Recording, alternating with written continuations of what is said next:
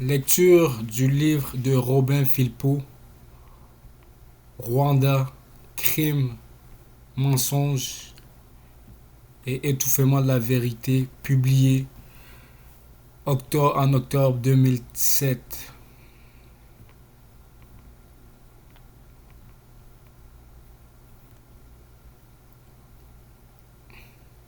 Robin Philpot persiste et signe. Introduction, première partie.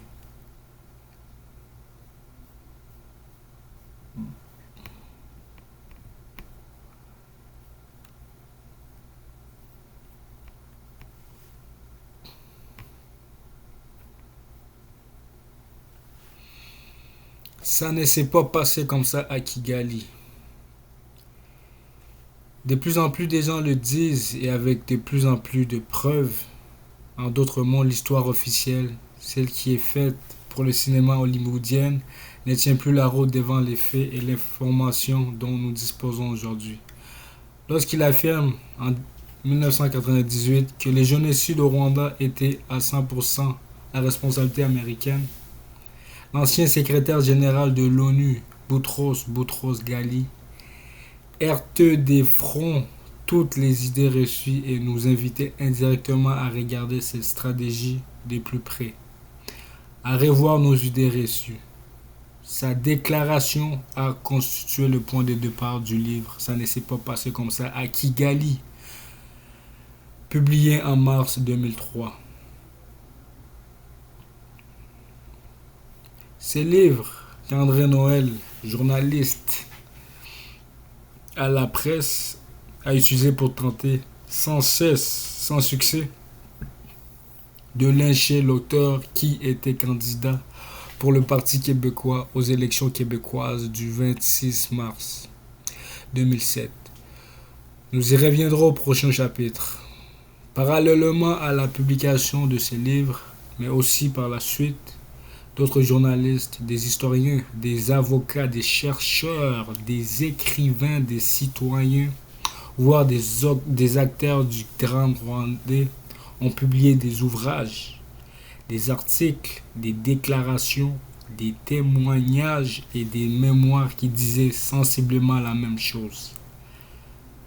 Tout au long de ces pages, nous y ferons référence. On peut trouver la plupart de ces livres et documents dans nos bibliothèques et nos librairies, ou encore sur Internet.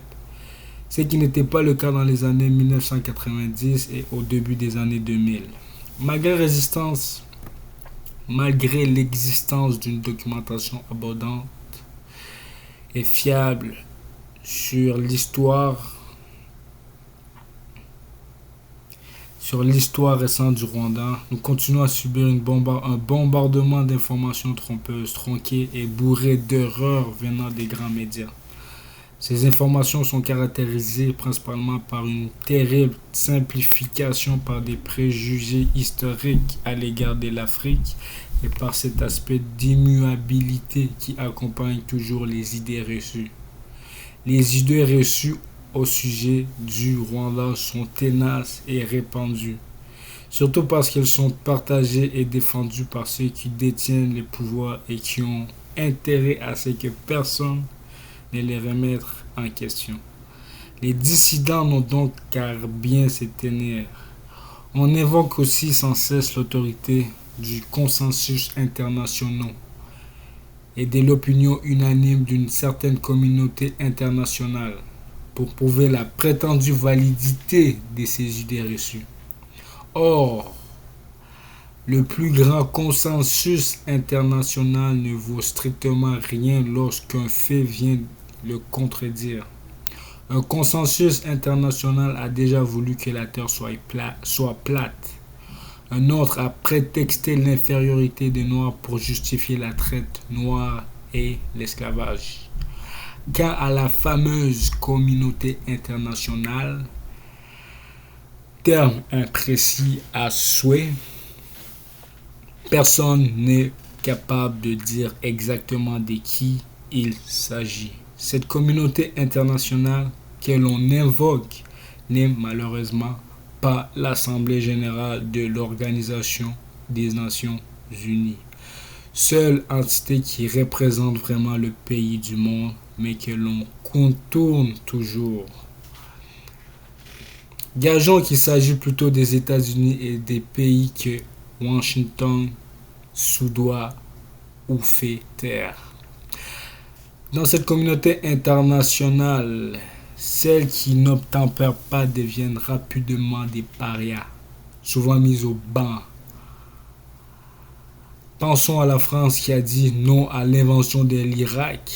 De même, c'est lui qui ose remettre en question les consensus internationaux de la communauté internationale sur le Rwanda, même avec des faits et preuves à l'appui, et vite traité de paria. Quelles sont les idées reçues sur la génocide rwandais?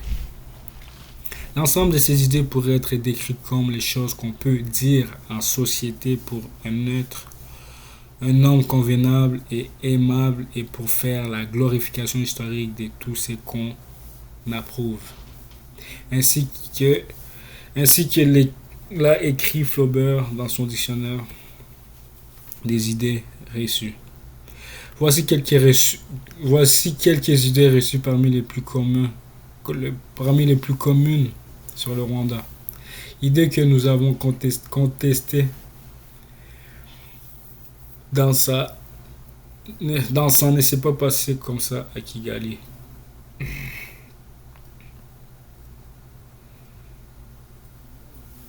Tout a commencé le 7 avril 1994, non pas le 6 avril lors d'un mystérieux accident d'avion qui a coûté la vie à 2 présidents africains, mais bien le 7 avril lorsque des génocidaires Hutus ont mis à exécution un plan élaboré depuis des années, plan visant à éliminer la population Tutsi sans défense.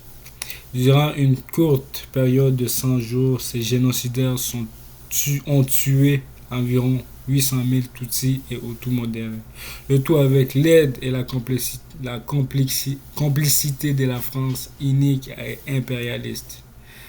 Face à ces génocides, sous la belle direction de Paul Kagame, le Front patriotique rwandais, stationné à la frontière de l'Ouganda au nord-est du pays, est entré au Rwanda et a marché sur Kigali, a mis fin au génocide et a pris le pouvoir en juillet 1994.